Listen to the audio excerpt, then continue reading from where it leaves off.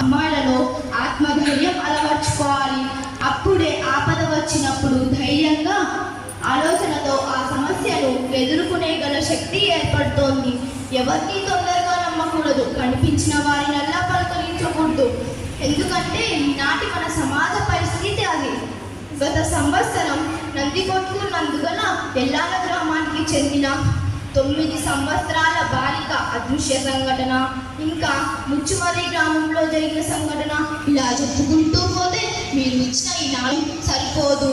కొంతమంది కామాంధులుగా మారిన తండ్రులు, కనికరం లేని అన్నలు, మంచితనం లేని మామలు, ఇలాంటి సమాజంలో మన దేశానికి జిల్లాకు 100 మంది, మండలానికి 50 మంది, మన గ్రామంలో 25 మంది, మన చుట్టుపక్కల 5 మంది లేకపోలేదా? ఇవి వినటానికి కఠినంగా ఉన్నా చెప్పుకోదగ్గ పచ్చి నిజాలు.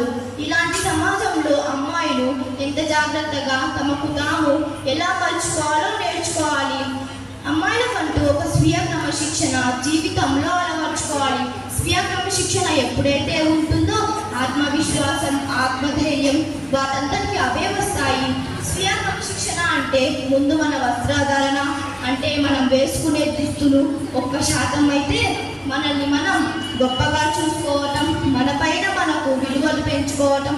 ఇలా చేయటం వల్ల ఎదుటి వారు చూసి ఈ అమ్మాయితో మాట్లాడడం కష్టంరా బాబు అని భావిస్తారు. అలాగే అమ్మాయిలు అన్ని విషయాలలో వెనుకబడి ఉండాలని కాదు. ఇప్పుడు ఏ రంగాల్లో చూసినా అమ్మాయిలే మొదటంజలో ఉన్నారు.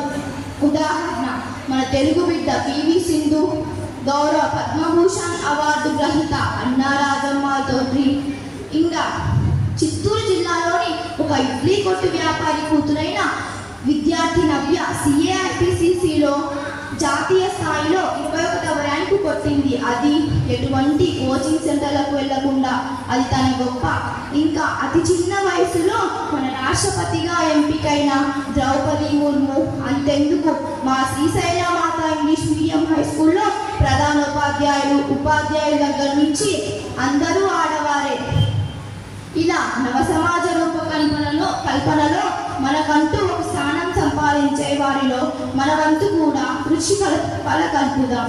ఈ అవకాశాన్ని నాకు ఇచ్చిన పెద్దలకు కృతజ్ఞతలు తెలుపుకుంటూ నేటి సమాజానికి చిన్న సందేశం: అమ్మాయి అంటే ఆట బొమ్మలు కాదు, ఆడపూలు